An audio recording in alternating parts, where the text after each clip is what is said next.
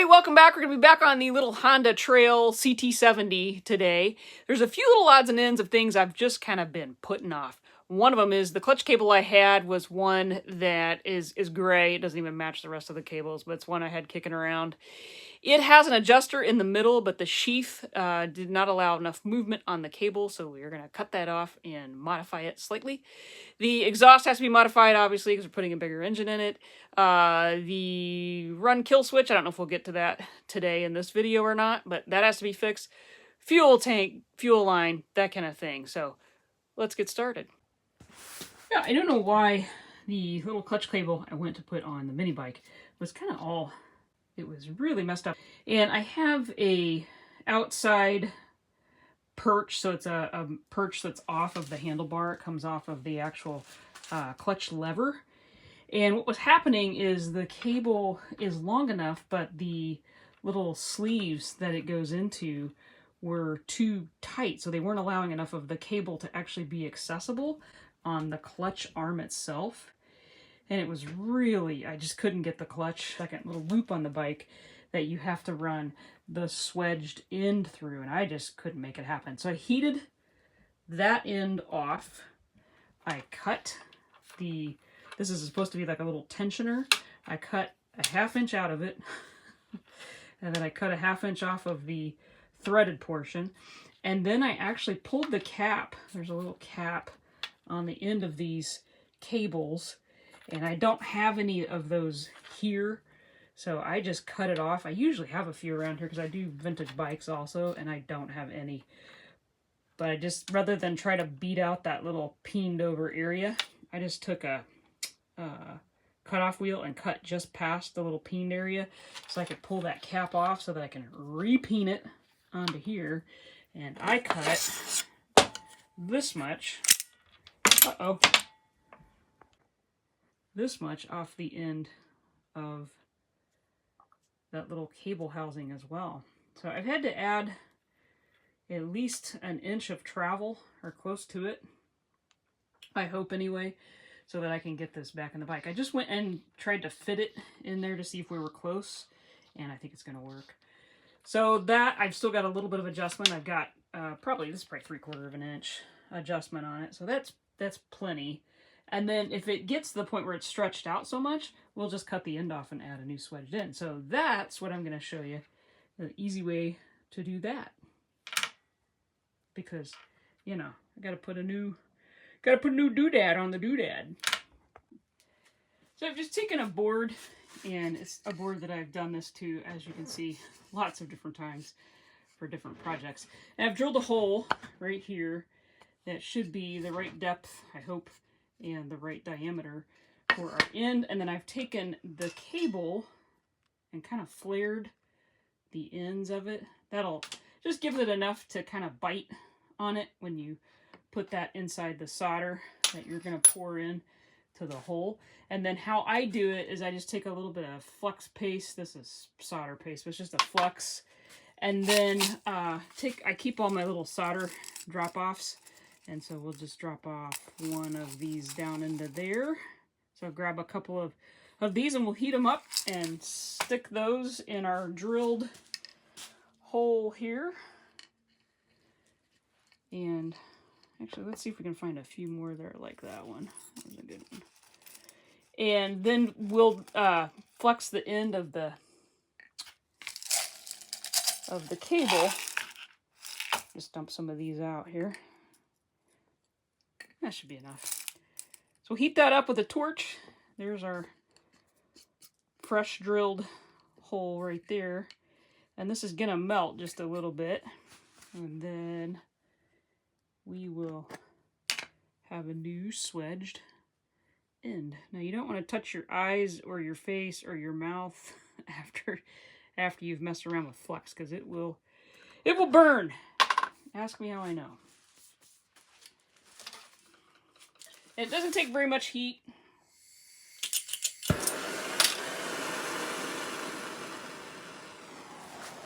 Hopefully that's enough. I'll do just a little bit more.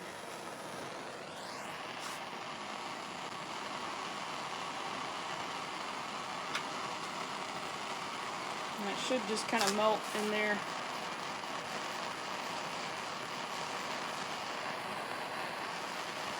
Put one more in. Actually, I may not need it. That's probably enough. I might have frayed that out a little too far back. We'll see. It might get caught when I go to put that on the bike. We'll see. No big deal to redo that if we have to. All right, see if we can get that out of there now.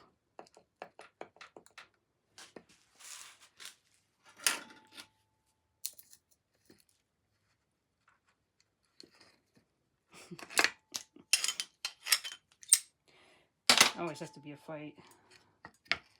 There we go. So there's our end. I'll spend just a little bit of time kind of cleaning that up, and we'll go see if it'll fit on the bike.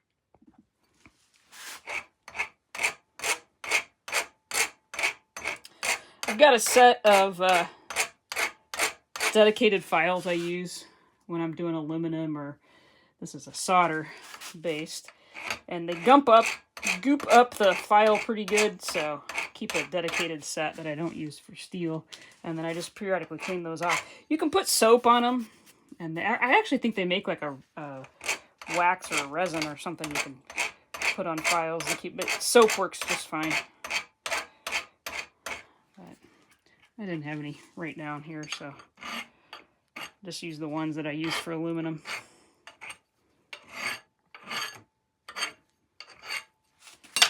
Alright, let's see if that fits. Might be just a little bit on the tall side. Yeah, come on. We'll have to just go fit it on there.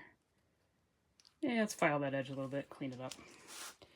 Doesn't have to be pretty, but it's gotta be better than that.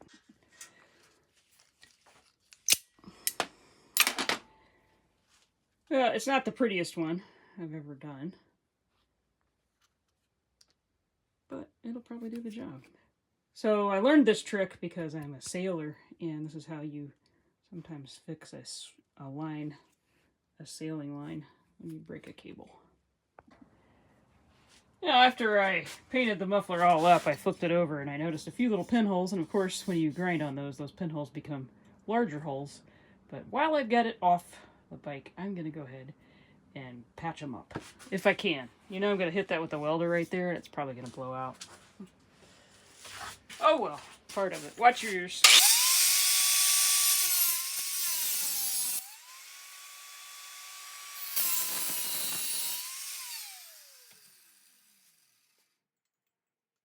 Why don't I just buy a new exhaust, you ask? Because I'm cheap, and I have a welder. And it won't last forever, but it's gonna last a while. Mostly because I'm cheap. So that piece has got just a little bit of a roll that needs to go into it to fit correctly right there. So I'm just gonna go hammer that so that it fits nice on there.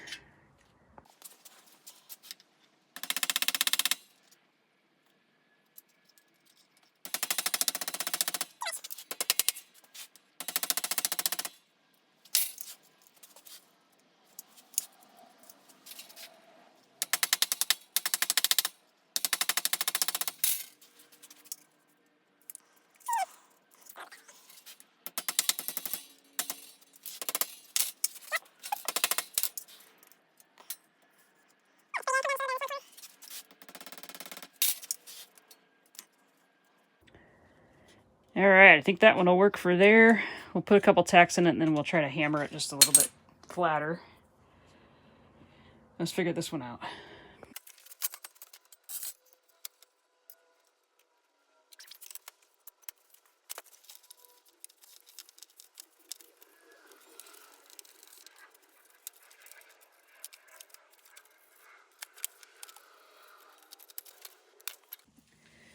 The other thing I bet we have to do that I didn't think about is, this has a little bit of a wiggle room slot cut out. I bet you that head sticks out further. I bet you we have to move that. So while we've got this apart, yeah, we're gonna have to move it, I bet. I went ahead and cut the piece in 2 pieces. I was gonna make it 1 piece, and I fit them into their little groove here. Ah. And there'll be a little bit of excess up on top, and we'll just weld that, tack it in place. We'll trim the top, and then we'll spot weld along the top. But that repair, there's a little bit of curvature.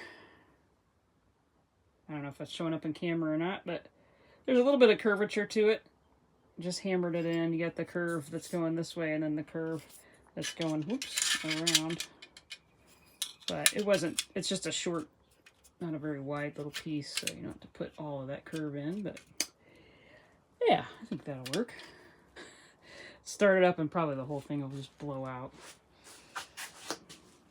You probably just needed a new muffler, but we're doing it on a budget.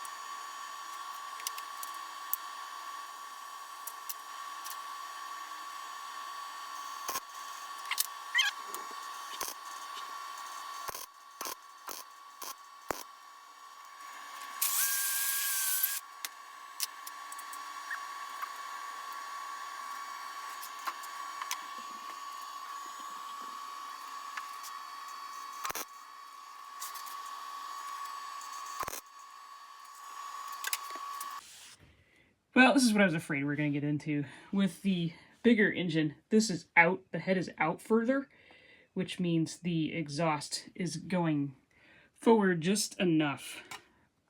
You know, not quite a ½ inch, but just enough to where that's off. It's like anything you modify. Change one thing, got to change all of them. So I'm going to go ahead and bolt that up, and we'll see exactly where it's going to land. Drilling it out is not going to help us because the only piece that's going to be holding it is the very edge, and we're even going to have to probably get into that. So this little shoulder, I'm thinking about just cutting it here and maybe using a large washer, you know, like to mimic this side, this curve. If we put that over here and maybe weld this hole up. Well, I've tried a couple different things. I think that's probably too big. I might be able to make that work. Because it's going to be going in on the back side. I've got a smaller one here. And these are pretty thick, pretty beefy washers. Might be able to make that one work.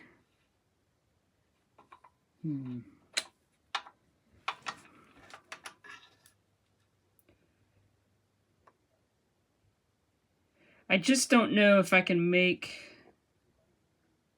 that hump kind of. I don't want it to be a double hump camel. I just want a single hump camel here.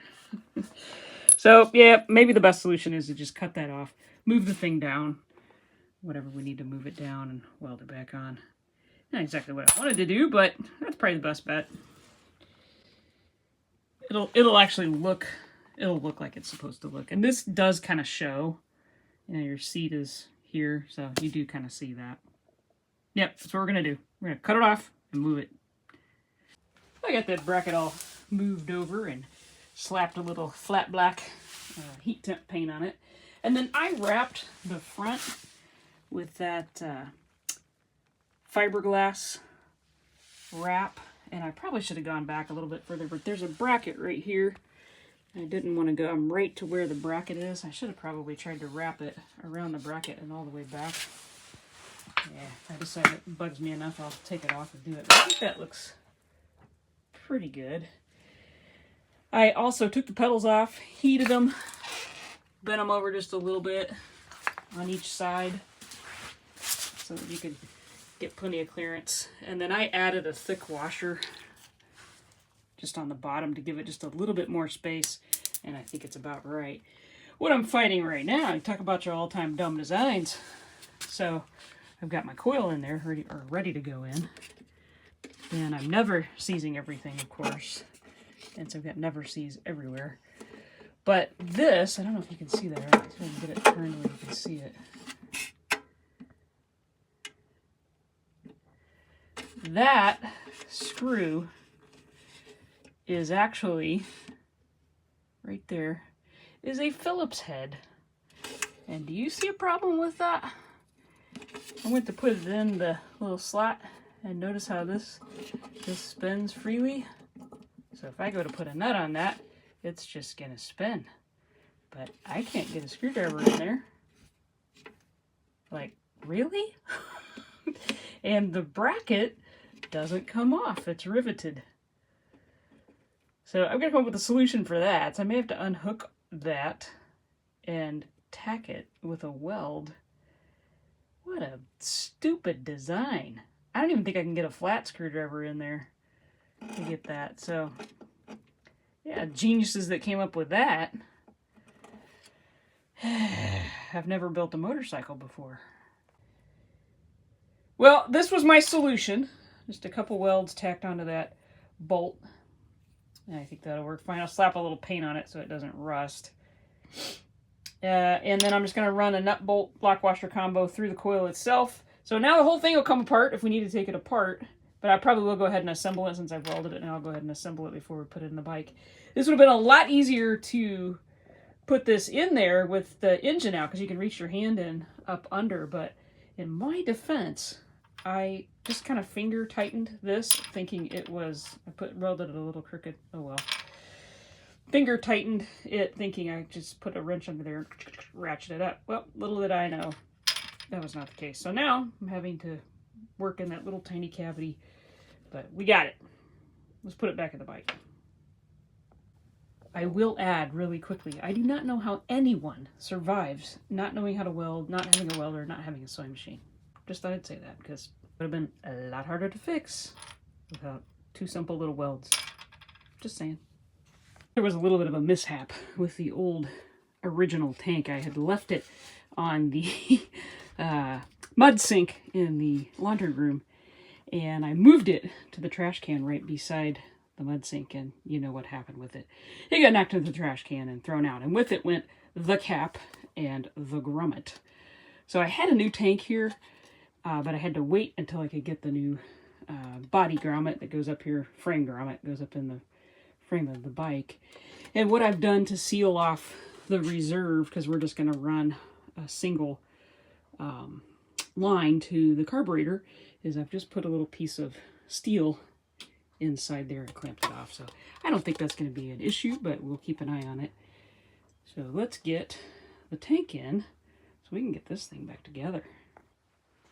So I ordered the whole kit when I ordered the tank grommet. These are still okay. They're a little bit blown out on the edges, so I just went ahead and replaced those as well since I had them. Might as well. Now you get to watch me wrestle this thing back in there.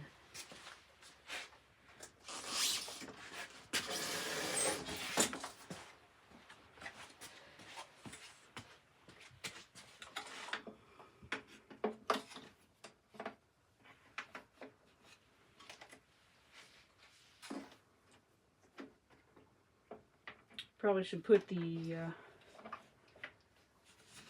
filter on there before I put it in there, but I didn't.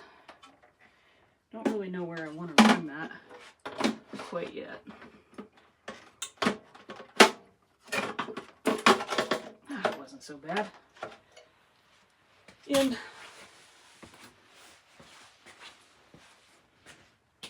But without that grommet, I was being held up on the whole project. Couldn't put the battery in, couldn't put the seat on. I was like, oh, Jesus. Now we got that tank in, so now we can kind of get this piece cleaned up a little bit. I don't know that I'm going to worry about taking that seal out. Just leave well enough alone.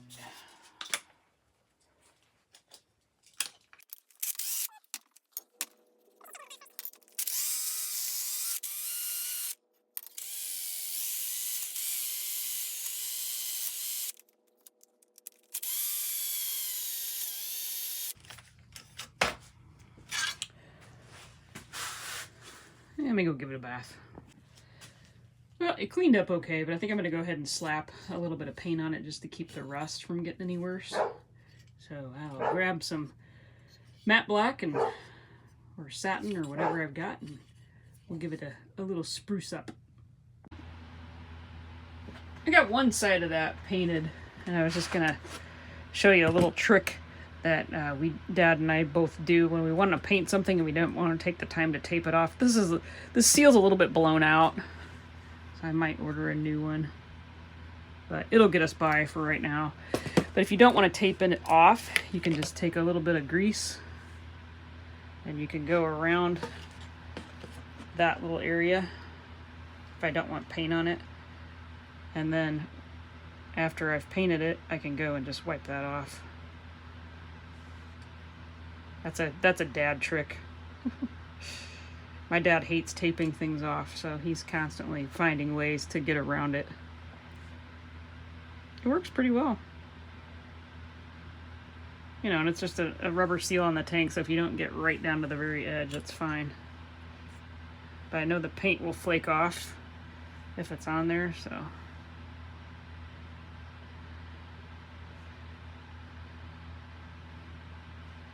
All right, ready for paint.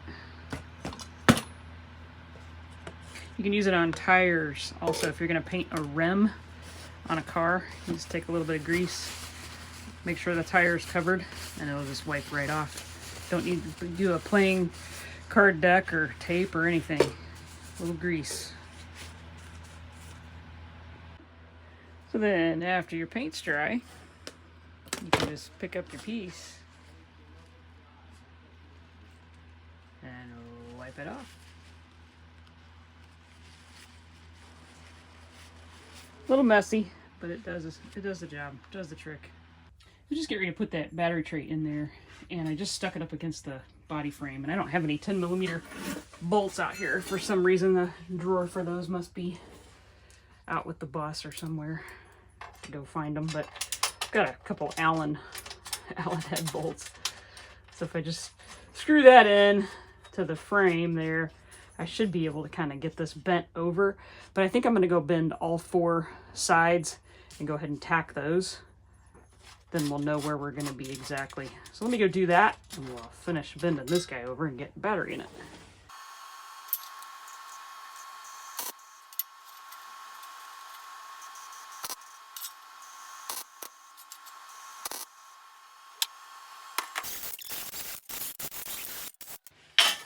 Yeah, that'll work.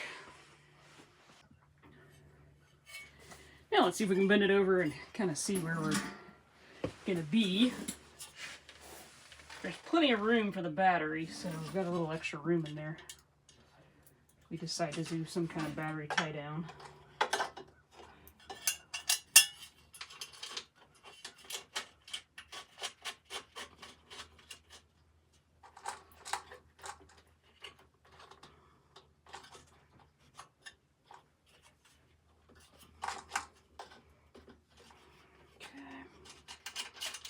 Spin that one the rest of the way down. And we'll put this side in.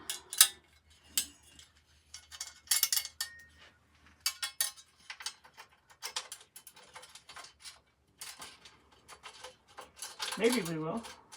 There we go.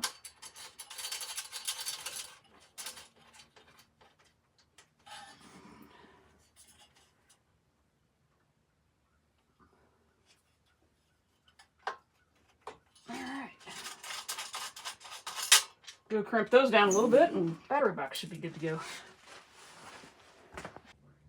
Well guys, that is a super tight little fit in there. I managed to get everything either hanging on the bottom of the battery box. I clipped the flasher relay on the side, so if I would decide to change the speed of my flasher, I can adjust it there. I made it where I can get to the fuse on the positive side of the battery so that I can change that if I need to. These are a cool little battery setup though. They've got a little built-in voltage reader on them, so that's kind of a neat thing. The battery is super tight in there. I've wedged a piece of that, the foam that the battery came in there. There's cardboard between all of these little components, And then I just smashed a piece of foam up in there, and that should hold that. This is all your rear lighting. It's pretty snug, pretty tight fit. Yeah, it's in there. And I managed to find some 10mm bolts, so we should be good. Battery, gas tank, and seat are installed. I haven't checked the alignment on this seat yet. You know how sometimes you can adjust it up here, so sometimes it will be pivoted out. So we'll take a look at that and see where we're at. But I think we're about ready to throw some gas in it. We're getting close. Well, here is my front fender, and I've taken off the little cable holder that goes on the side of it, however it goes, because I figure we're going to be beating on it quite a bit. We don't want to damage that anymore, and it already is. But it's pretty, this thing's pretty beat up. It's caved in back here, crunched on this side pretty good. It's pretty rough. And unfortunately, it's been stretched right where you kind of don't want it to be. It's going to be hard to get that out. Like a unibody car, it's going to be hard to beat that one little spot out. But it is relatively easy to get to, so maybe we can beat it out into some sort of resemblance of a front fender and use it for a while until I hunt something else down or plasma cut something or make my own fender. So let me get a hammer out and we'll see what kind of damage we can do on that.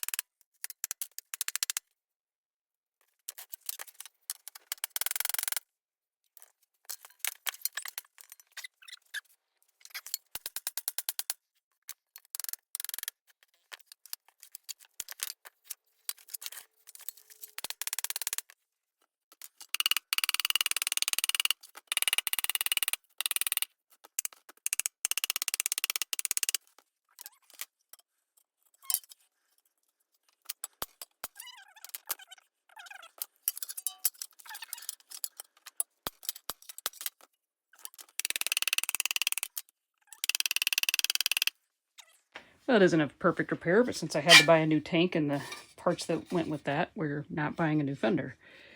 So I think it will work. We'll see what it looks like on the bike. And then I might need to work this little area here a little bit more, round that out just a little bit more. This side I got pretty good. It's still got a little dent right there. Not too bad. There's a spot right here, but that'll be under the frame of the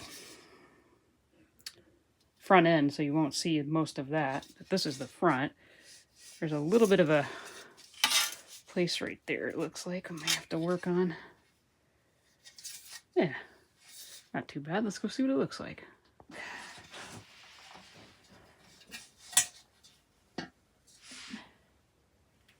Yeah, doesn't look half bad. I think most of the beading back here will be hidden for the most part. Worst part of it's right there. I might work on that just a little bit more. I mean, I'm not going to get all of those dents out, but while we've got it off the bike, I might go work just right there. You know, the front corner where it shows. I won't be able to get this out because it's crushed that little rollover, and I'm not going to undo that. Might try sticking a flat screwdriver back there and see if I can get that really bad dent out there and there. Yeah, let me work on that just a little bit more. I've just got a little body dolly thrown up in the vise.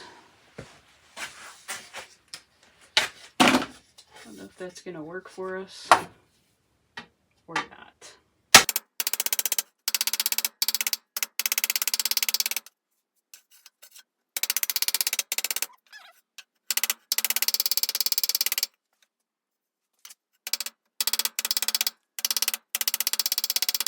Well, that's probably the best I can do on those dents there. So let's work on right here. And inside, there is a little piece of steel round rod down inside there. And it has come untucked from this little wrap over. So I'm going to try to lift that up, shove that back down in maybe, and hammer around it. And maybe we'll be able to get that kind of rounded back out. I don't know if it's any better or not, but given the tools I have to work with, that's what we're going to go with. So let me go get that cleaned up. We can put that back on the bike. It's definitely better than what we started with. So one of the things I hadn't really considered is the life and engine sprocket. And when I looked down at it, I'm like, I think that's 428 chain. And clearly the rear is 420, which is what the Hondas had on them. This I couldn't read because it was on the engine where you couldn't read the stamp. And it is indeed, can't read that or not, but it's 428. So that is not going to work. I went and grabbed chain just to make sure before I pulled it off of there that I was right. I had some 428 and 420 here. That's the great thing about being a junk artist. You always have various chain you can choose from. And I'm hoping I have a sprocket. I'm guessing I probably can't get that lucky. I think these are, I don't know if these are 17 millimeter or 20. I think they're 17. Can we get that lucky? Let's go over here to the sprocket bin. See what we've got here. Oh, that looks like a good candidate right there. Oh, but I've welded to it. I could probably save that though. Grind that off. That one's pretty worn. What's this?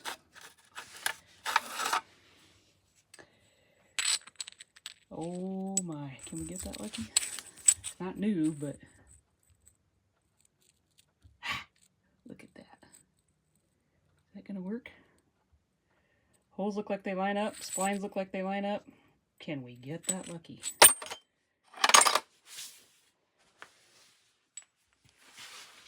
Pays to hold on to your junk.